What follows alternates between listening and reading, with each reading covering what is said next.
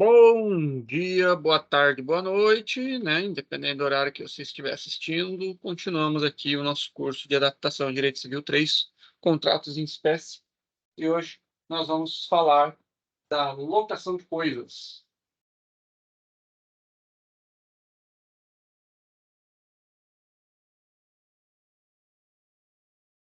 certo? Locação de coisas está onde? Nos artigos 565 a 578 do Código Civil, certo? E aí, gente, nós já vamos aí para ler o artigo 565.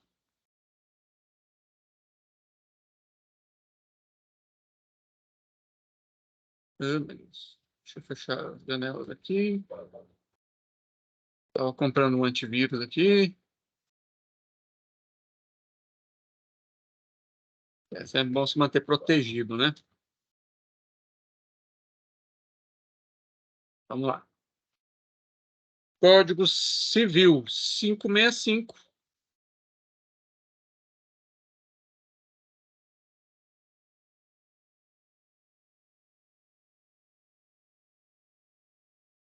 Tá aqui, da locação de coisas. Olha só. Na locação de coisas, uma das partes, isso aqui é tipo conceito, né? O que é a tal da locação de coisas? Na locação de coisas, uma das partes se obriga a ceder a outra por tempo determinado ou não, ou uso e gozo de coisa não fungível, mediante certa retribuição. Certo?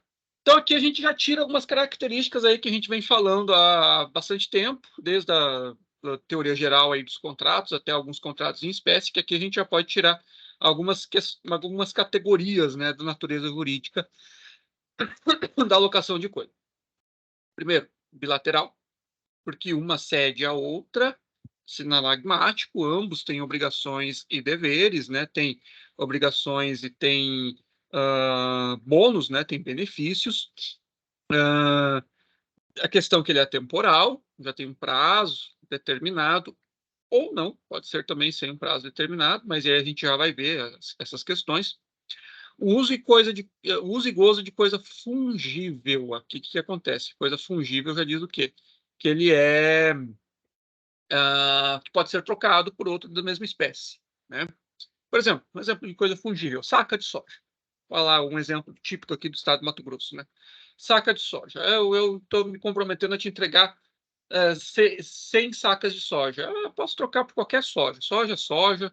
Eu tinha uma professora minha que sempre falava assim: soja não tem carinha, não tem rostinho, não tem identidade própria, você não fica nomeando lá o grãozinho por grãozinho. Ah, saca de soja é tudo igual, né? Mediante certa retribuição. Beleza? Então, vamos voltar aqui no quadro, que a gente já vai pôr algumas dessas questões aqui para os senhores, né? Quanto à natureza jurídica do contrato de locação. E aqui a gente já pode estabelecer algumas coisas. Ó. Bilateral, né? Ou, mesma coisa, sinalagmático.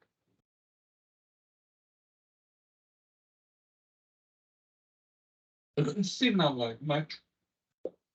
E aqui a gente não precisa mais ficar falando o que é, porque toda vez que a gente está falando, né?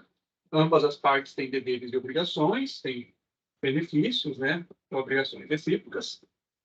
O contrato é oneroso,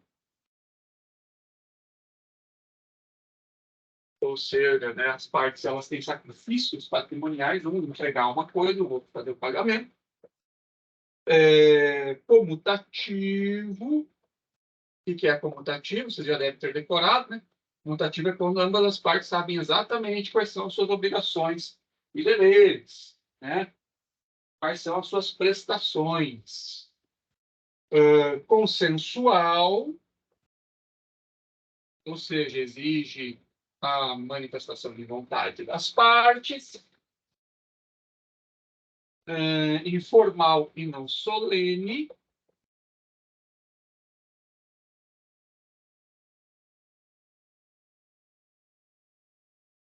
formal ou não solene, não é exigida a escritura pública nem nada. E contrato de execução continuada. O que isso quer dizer? Que ele vai se mantendo no tempo. Tá certo que a locação de uma casa, né, não é o exemplo mais correto, porque ela tem uma lei especial, não é exatamente o Código Civil para reger. Mas quando eu loco uma casa, eu não estou pensando só em ficar um determinado tempo, eu vou mantendo. Mês a mês, mês a mês. Eu posso até fazer um contrato de 1 ano, deve ter prazo certo ou não, como está ali no artigo 565, mas eu posso manter por mais tempo, certo? Então, é uma prestação continuada, uma execução continuada. Cada mês vence uma das minhas obrigações de pagar e do outro de entregar o bem para o meu uso, e eu vou mantendo essa obrigação, certo? Isso aqui também é interessante, já fazer vocês se acostumarem com esse nome aqui.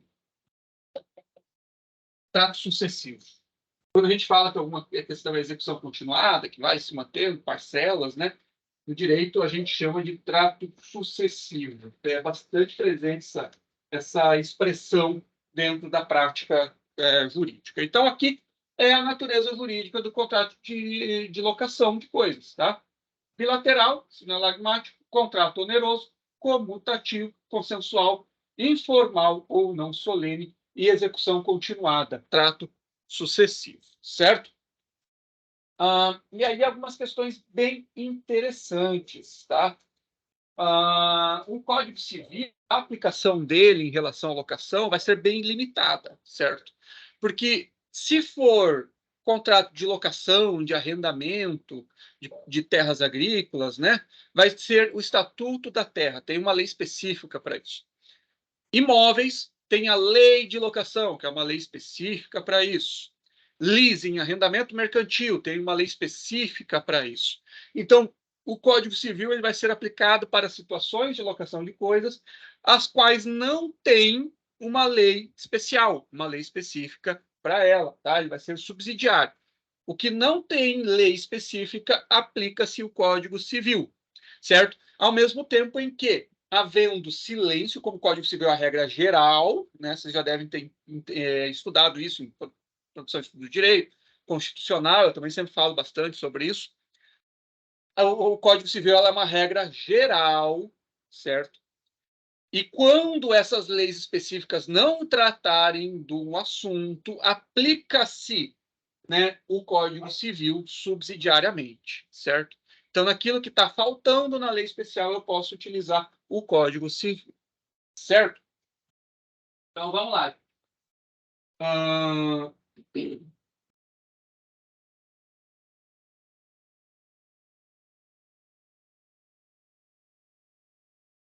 No que eu vou usar o Código Civil, então?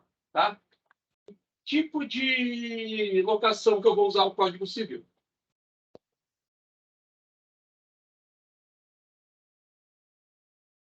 Nós vamos utilizar nas vagas autônomas de garagem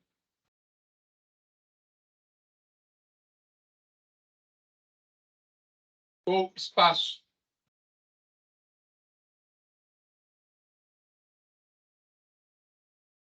destinado a veículos. Aqui em Campo Verde não é tão comum isso ainda, né? Mas já temos aqui alguns apartamentos, alguns prédiozinhos e tal, que até tem, mas não é tão comum, não é tão conhecido da regra, do cotidiano de todo mundo aqui em Campo Verde. Mas em cidades grandes e tal, você tem os prédios, aqueles condomínios grandes, em que as pessoas têm vagas. Cada apartamento tem direito a uma vaga, e às vezes você pode comprar mais. Tem gente que tem mais vagas. E essas vagas, elas podem ser vendidas, inclusive tem matrícula, é um imóvel, né? E elas podem também ser alugadas, certo? Eu posso alugar também um espaço de estacionamento, certo? Nesse caso aí, vai ser regido o Código Civil, certo? Espaços publicitários,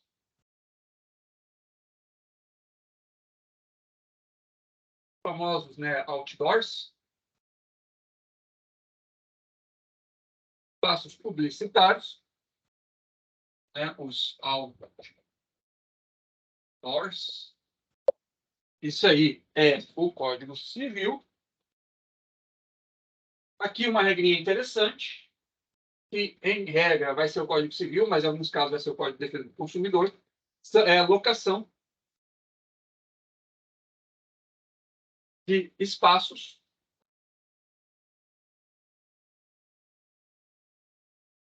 em a parte hotéis.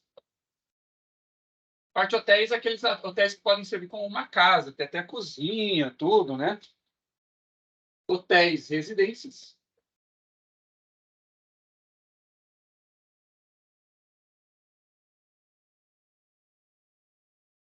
Né? Ou os famosos flats. Certo? Esses aqui, em regra, Código Civil.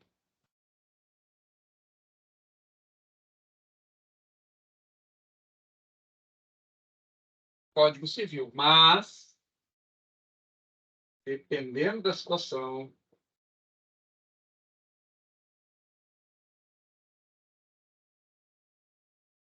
é o CDC, Código de Defesa do Consumidor. Certo? Se estiver falando de uma relação de consumo mesmo, vai ser o Código de Defesa do Consumidor, tá? Fica fora aí do Código Civil imóveis públicos ou bens que integram patrimônio público e arrendamento mercantil ou leasing, tá? Que daí tem uma lei específica para a sua utilização. Então, vocês podem ver que o Código Civil ele é subsidiário, certo? Ele não vai se aplicar para todas as situações de locação.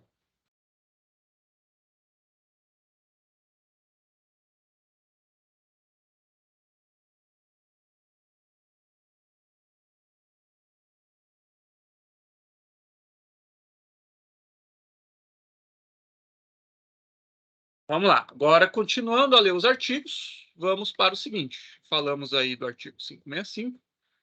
Agora vamos para o 566. Olha só. Aqui está falando das obrigações do locador. O locador é o dono da coisa que daí disponibiliza para o locatário, né, que vai alugar. Então, o locator é obrigado, primeiro, a entregar ao locatário a coisa alugada, com suas pertenças, em estado de servir ao uso a que se destina e a mantê-la nesse estado, pelo tempo do contrato, salvo cláusula expressa em contrário. Né? Eu tenho que, além de entregar a coisa, eu tenho que entregar ela em condições de uso. Eu vou alugar um carro, eu tenho que entregar um carro que rode, que o cara consiga ligar e ir de um lugar para o outro e rodar com o carro, certo? E ainda manter ele nesse estado de funcionamento, tá? Pelo tempo do contrato, salvo cláusula expressa em contrato, a não ser que tenha especificado entre as partes que eventuais problemas, eventuais eventuais estragos que tenha na coisa, vai ser o locatário que vai ter que responder, vai ter que fazer o conserto. Garantir-lhe, durante o tempo do contrato, o uso pacífico da coisa. Tá? O que é esse uso pacífico da coisa? Não ficar pedindo de volta, não ficar incomodando, não ficar, né? É seu, você alugou, não tem mais a ver com isso, contanto que você me pague, tá tudo certo, tal, e me devolva depois nas mesmas condições. E aí, eu vou deixar você usar ela sem ficar enchendo o saco, sabe? Certo? E aí, já diz o artigo 567, ó, se, durante a locação, se deteriorar a coisa alugada, sem culpa do locatário, a este caberá pedir redução proporcional do aluguel ou resolver o contrato, caso já não sirva a coisa para o fim a que se destinava. Tá? Então, olha só, isso aqui é o seguinte, é quando eu estou usando a coisa que eu aluguei e eu estraguei ela, certo? E a culpa não é do locatário. Eu sou o dono da coisa, eu aluguei. O locador foi lá, quer dizer, contrário. Locatário é o que está alugando, certo? Locador é o que é o dono da coisa, tá? Se deteriorar a coisa sem culpa do locatário, ou seja, de quem alugou a coisa, tá? Ele pode pedir redução proporcional do aluguel ou resolver o contrato, caso já não sirva a coisa para o fim a que se destina. Por exemplo, eu aluguei uma casa, deu uma enchente, né? E destruiu tudo, destruiu a base, enlameou tudo as coisas, deu problema na fiação, sei lá, alguma coisa assim, não foi culpa minha, foi culpa da natureza, caiu um raio, alguma coisa assim que estragou e não fui eu que fiz aquilo, certo?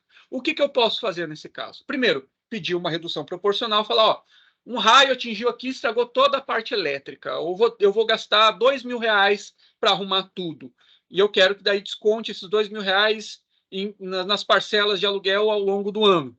Ou então eu posso falar, ó, para mim não serve mais, a casa já não está servindo, fritou toda a fiação elétrica, não consigo ligar nada nela, e sem energia elétrica hoje ninguém vive, né?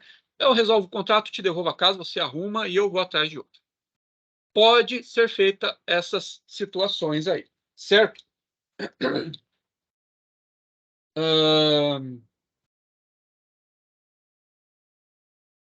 Outra questão interessante, tá? A aula de hoje eu acho que já vai ser bem lendo bastante artigos mesmo, não tem muita coisa para passar no quadro, tá? Até nós temos que adiantar aí, porque vai estar terminando o prazo, né, para as provas, e temos que terminar esses contratos em espécie. Mas vamos lá. O locador resguardará o locatário dos embaraços e turbações de terceiros que tenham ou pretendam ter direito sobre a coisa alugada e responderá pelos seus vícios ou defeitos anteriores à locação, tá? Eu aluguei um carro do cara e daí vem uma terceira pessoa lá, um maluco, que fala, não, esse carro é meu, o cara te alugou, mas ele não é dono do carro, sou eu o dono do carro. Me dá a chave, eu vou levar o carro embora e fica incomodando e fica coisa. Até que daí você não entrega a chave, o cara entra, faz uma ligação direta e leva o carro embora. Tá? O locador, tá? Ele tem que garantir, resguardará o locatário dos embaraços e turbações de terceiros, certo? Que tem pretensão a essa coisa, tá? E ele vai responder também sobre os vícios, os defeitos anteriores à locação. Eu aluguei o carro e descobri que tinha um defeito crônico, sei lá, na refrigeração do motor que vinha de antes da locação. O locador ele é obrigado a resguardar esses tipos de defeito. Falar, não, ó, não foi de agora, não foi do uso, ele já vinha apresentando esse defeito, eu quero que você repare ele antes que ele fique inutilizado para o uso ao que eu estou pagando pelo aluguel, certo? E no caso aí, por exemplo, dessa turbação, né? Ele vai ter que me garantir que vai conseguir o objeto de volta, que vai conseguir o bem que eu aluguei de volta. Ele tem que me resguardar dessas situações, certo? E aí entra umas questõezinhas que nós vamos colocar aqui, tá?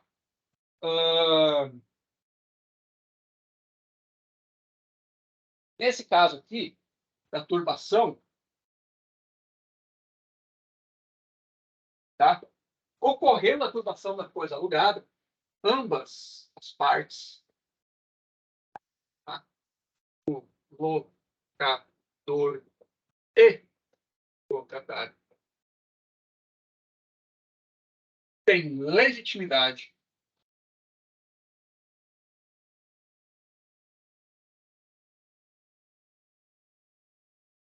para entrar com ação de reintegração de posse.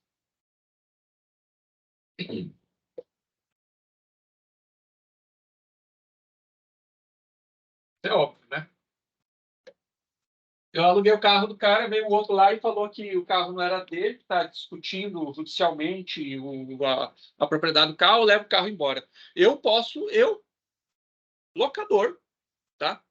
Entrar, locatário, quer dizer, entrar com a ação de reintegração de posse. Eu não sou dono do carro, eu sou locatário. E mesmo assim eu tenho legitimidade para entrar com a ação de reintegração de posse, da mesma forma que o locador também. Porque ele é o proprietário, ele tem a posse, né? Ele só cedeu temporariamente a posse para mim. Então ele também é legitimado para entrar com a ação de reintegração de posse. Certo? E aí, o próximo artigo que nós vamos ler fala das obrigações. Vamos lá. O locatário é o que alugou, né? Locatário é obrigado, primeiro, a servir-se da coisa alugada para os usos convencionados ou presumidos, conforme a natureza dela e as circunstâncias, bem como tratá-la com o mesmo cuidado como se sua fosse. Vamos voltar à questão aqui do carro. Eu alugo o carro para uso de passeio da minha família, para ir voltar do trabalho, sair com a minha família e tal. E daí, de repente, eu pego e começo a usar o carro para Uber, para fins comerciais. Eu não posso fazer isso, eu tenho que usar para o fim a que me destinou. Eu alugo uma casa para residência e abro um bar lá dentro. Não posso, tá? Para fins comerciais, não posso. Se for o objeto do aluguel é residencial, eu tenho que manter residencial, não posso abrir um comércio lá. Mesma coisa, o carro. Então, eu tenho que, antes, no contrato de aluguel, vai ficar estabelecido para que eu vou alugar, o uso que eu vou destinar à coisa. Se eu colocar outro uso para ela, eu estou errado, certo? Não posso fazer isso. 2. Pagar pontualmente o aluguel nos prazos ajustados e em falta de ajuste, segundo o costume do lugar. Certo? E aí entra a questão do costume. Que é a questão do costume? Você vai pegar o costume tanto do lugar como da natureza do negócio. Geralmente, um aluguel de uma casa vai ser um vencimento, sei lá, dia 5, dia 10, que é quando todo mundo recebe. Agora, um contrato de arrendamento de uma área rural, por exemplo, ou de um maquinário agrícola, alguma coisa nesse sentido, o que vai ser? Provavelmente eles vão ajustar os preços de acordo com a safra, né? A safra de algodão, a safra de coisa, vai ser naqueles determinados períodos relacionados. Não está estipulado? Óbvio que se eu estou alugando uma colheitadeira de algodão, eu vou pagar quando eu terminar a safra de algodão, se não tiver convencionado o prazo, tá? É uma coisa óbvia, eu vou ver os costumes do lugar e a natureza do negócio. 3. A levar ao conhecimento do locador as turbações de terceiros que se pretendam fundadas em direito. O cara veio aqui, pegou o carro, ó, a propriedade sou eu vendi para ele, ele não me pagou, agora ele está alugando para você, eu vou pegar esse carro aqui. Ele tem que levar lá, além de ele poder entrar com a ação de reintegração de posse, ele já pode levar conhecimento, ele tem que levar conhecimento, falar para o dono do carro, né, pro locador, ó, o cara veio aqui, disse que o carro não é seu e tomou e levou embora, certo? Restituir a coisa, finda a locação no estado em que a recebeu, salva as deteriorações naturais ao uso regular, certo? Eu não vou poder exigir a devolução de um carro que eu aluguei na mesma quilometragem que eu entreguei o carro. É óbvio, o cara usou e tal, vai ter um aumento ali no odômetro e isso, consequentemente, configura o quê? Desvalorização do veículo, certo? Beleza, gente? O que mais que a gente pode falar sobre essa parte? Tá, vamos lá. Voltar aqui para o quadro, para a gente especificar melhor o que acontece caso desrespeitar dessas obrigações.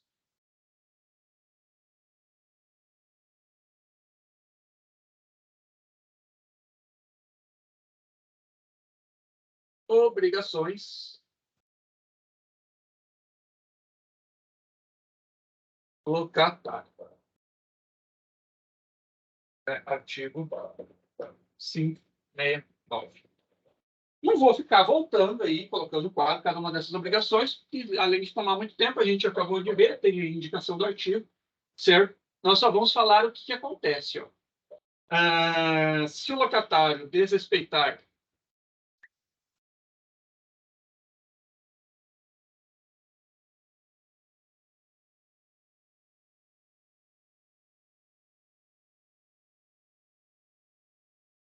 desrespeitar um dos seus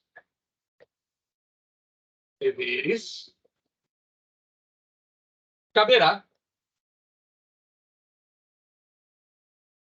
a rescisão do contrato. Certo? Por parte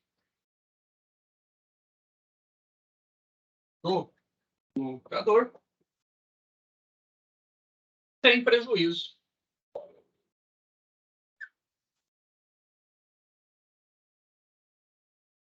das perdas e danos, quando comprovadas, né? Quando devidamente comprovadas a ocorrência. Certo, gente? Deixa eu ver o que mais que eu posso passando enquanto eu faço a recarga aqui no cartão azul.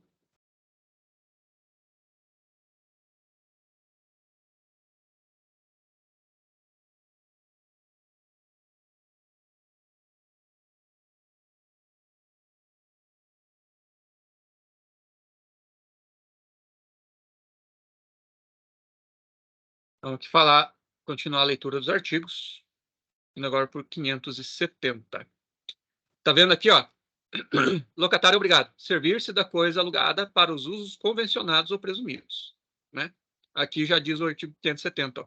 Se o locatário empregar a coisa em uso diverso do ajustado ou do a que se destina, ou se ela se danificar por abuso do locatário, poderá o locador, além de rescindir o contrato, exigir perdas e danos, tá? E aí, já no artigo 571, vamos ver aqui mais que a gente tá. O artigo 571 vai falar o seguinte: havendo prazo estipulado a duração do contrato, antes do vencimento, não poderá o locador reaver a coisa alugada, senão ressarcindo ao locatário as perdas e danos resultantes, nem o locatário devolvê-las ao locador, senão pagando proporcionalmente a multa prevista no contrato. Isso aqui é oriundo meio que da boa-fé contratual, né? Da boa-fé objetiva. Porque o que acontece? Se eu fiz um contrato de 1 ano, eu, como locador, eu já estou planejando que durante 1 ano não preciso me preocupar em ficar procurando alugar essa coisa e também vou poder contar com o dinheiro do aluguel naquele ano. Então, se a parte desistir do contrato, querer sair da casa, querer devolver o carro, querer devolver a coisa que alugou de mim, antes daquele prazo de 1 ano, eu tenho um direito a pedir a multa contratual, o ressarcimento de perdas e danos eventuais, se tiver, etc. Por quê? Porque ele descumpriu o contrato e frustrou um justo direito, uma justa expectativa que eu tinha de que naquele ano o contrato ia estar certinho e eu ia poder contar com aquele dinheiro. Da mesma forma é o locatário, tá? Da mesma forma o locatário. Eu aluguei a casa por 1 ano. Eu tenho a pretensão, justa pretensão, de ficar naquela casa durante 1 ano, sem esperar que o dono da casa venha antes desse prazo de 1 ano e me arranque de lá e pegue a casa de volta, certo? Então, os dois têm essa pretensão de manter o ajustado no contrato, o prazo, certo? Então, olha só, havendo prazo estipulado a duração do contrato, antes do vencimento, não poderá o locador reaver a coisa alugada, senão ressarcindo ao locatário as perdas e danos resultantes, nem o locatário devolvê-la ao locador, senão pagando proporcionalmente a multa prevista no contrato, certo? E aí, o parágrafo único, ó, o locatário gozará de direito da retenção enquanto não for ressarcido. E aqui é uma questão interessante, né? Ah, você quer a casa de volta antes do prazo estabelecido, enquanto você não me ressarcir as despesas que eu vou ter para outra casa, mudança, sei lá, eventuais, né, melhorias que eu tenha feito, e etc, etc. Enquanto você não fizer isso, eu não saio. Não vou sair. Certo? Ele tem o direito de retenção enquanto não for ressarcido. 572. Se a obrigação de pagar o aluguel pelo tempo que faltar constituir indenização excessiva, será facultado ao juiz fixá-la em bases razoáveis. Isso aqui é uma continuação do 571, tá? O que ele está falando aqui? Ele está falando o seguinte, que se na multa contratual ali, para pegar o imóvel, para pegar o bem, para pegar a coisa antes de finalizado o prazo, ou então, né, para que o locador, o locatário saia antes e tem que pagar a multa, nos dois casos, tanto a indenização, né, o ressarcimento que o locador tem que pagar para o locatário e o locatário tem que pagar a multa contratual para o locador, em ambos os casos, se essa multa for muito excessiva, tá? Se for muito excessiva essa indenização, se está exigindo demais uma parte da outra, vai ser facultado ao juiz, caso, né, chegue ao judiciário, a ação, vai ser facultado ao juiz fixá-la em bases razoáveis. E aí vai desde os usos e costumes do lugar, o valor do imóvel, o valor da coisa que está alugada, o valor do carro que está alugado, do maquinário que está alugado, o valor das prestações mensais. Se tiver muito em desacordo com isso, né, o valor da multa que eu estou querendo cobrar exceda o valor da própria coisa, por exemplo, o juiz pode abaixar ela, certo? Artigo 573. A locação por tempo determinado cessa de pleno direito, fim do prazo estipulado, independentemente de notificação ou aviso. Isso aí, gente, se presume por pura boa-fé da parte, né? Se eu tenho prazo determinado de 1 ano, passou o ano, né? Acabou. Eu não preciso ficar sendo notificado, sendo, né, interpelado. Eu fiz o contrato por 1 ano, eu sabia que era 1 ano, passou o ano, acabou, certo?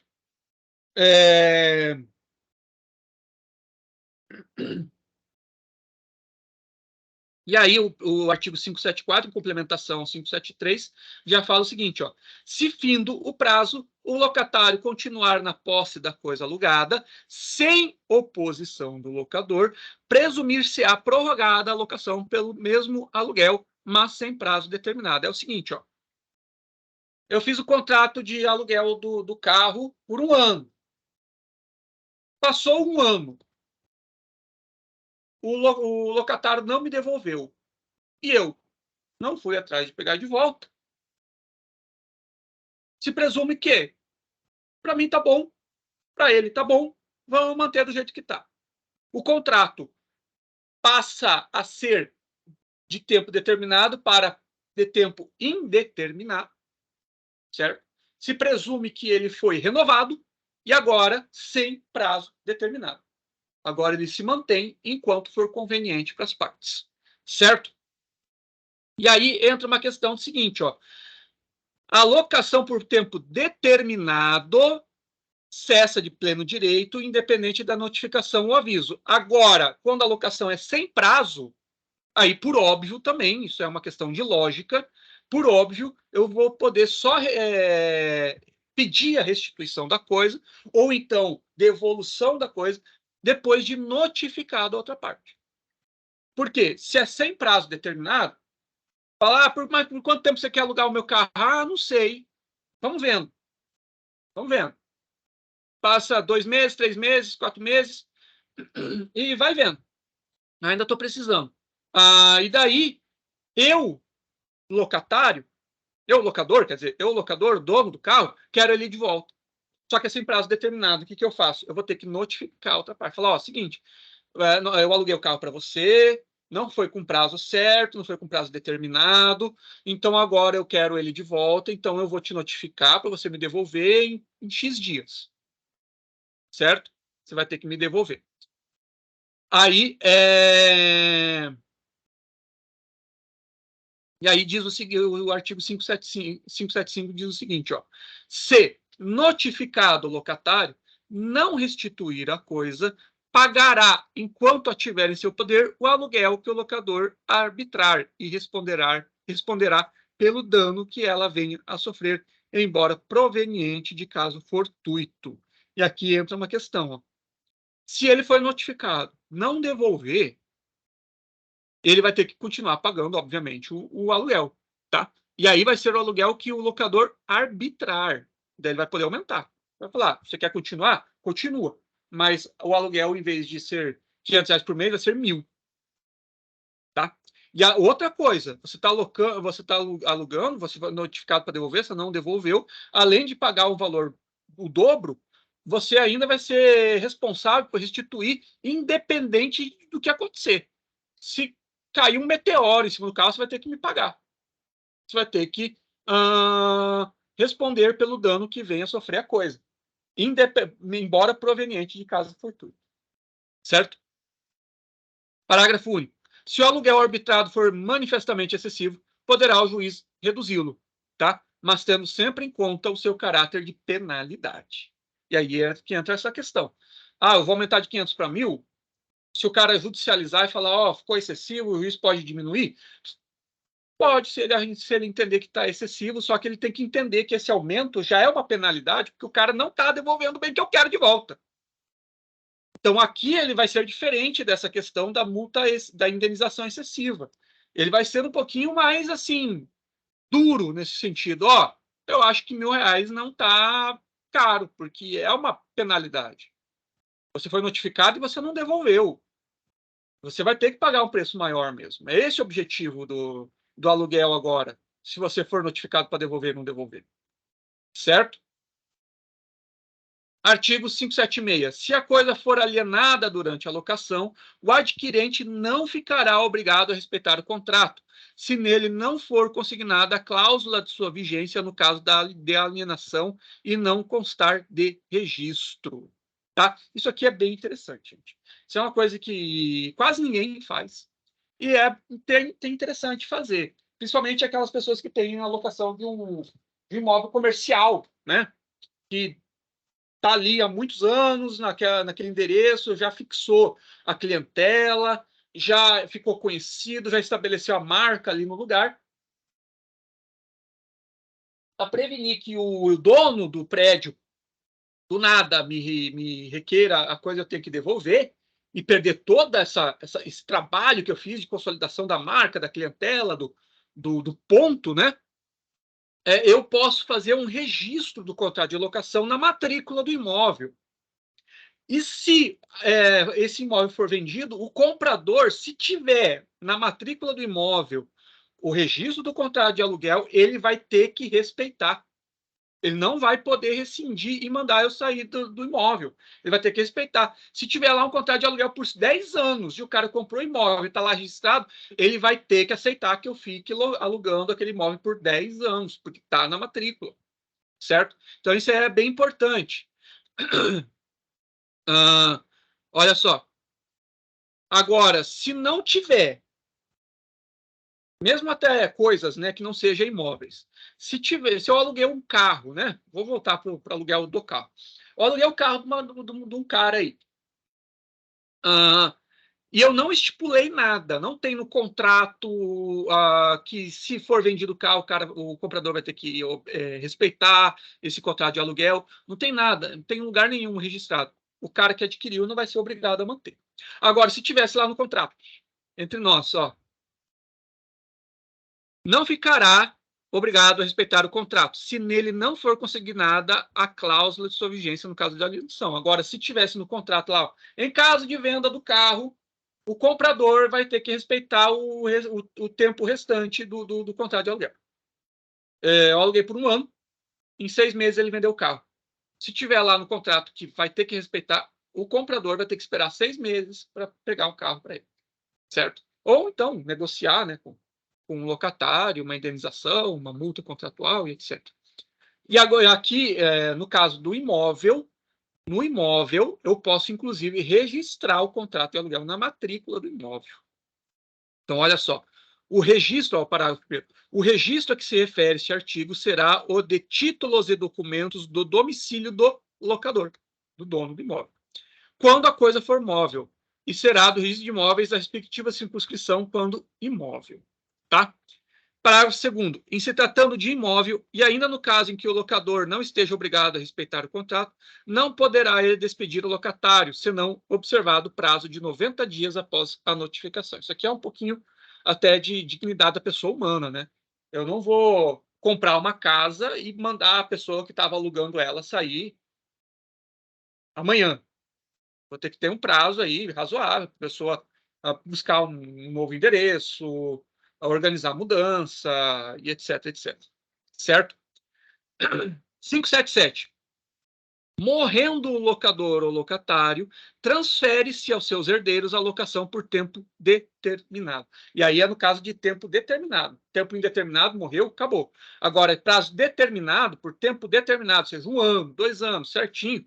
Se morreu o locador ou o locatário, qualquer uma das partes, esses direitos vão ser transferidos aos herdeiros. Os herdeiros vão poder continuar na casa alugada, os filhos do locador vão continuar recebendo aluguel em nome dele, e assim por diante. Tá? E aí, 578, salvo disposição em contrário, o locatário goza do direito de retenção no caso de benfeitorias necessárias ou no de benfeitorias úteis, se estas houverem sido feitas com expresso consentimento do locador. Aqui, o que acontece? Ó?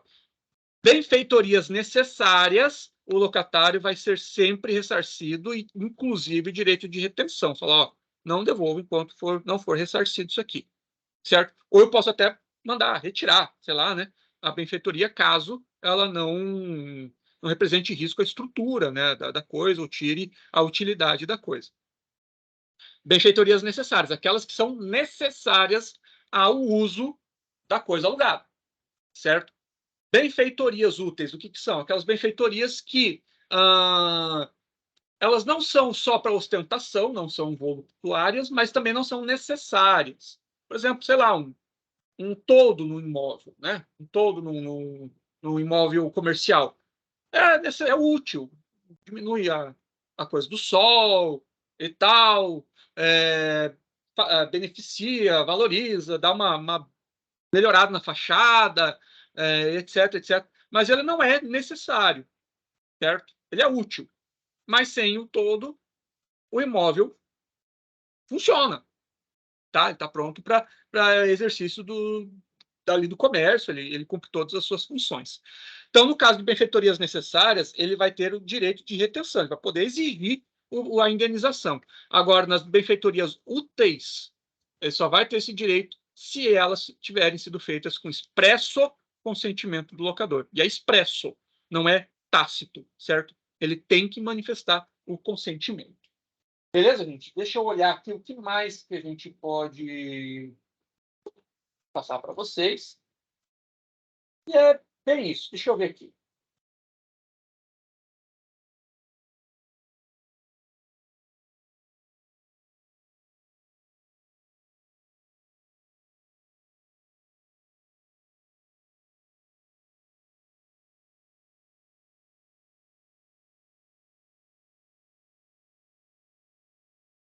Então é isso, gente, tá? Contrato de locação. Eu vou dar uma pausa agora, tá? Que daí depois a gente já volta para passar mais um contrato aqui em espécie para vocês.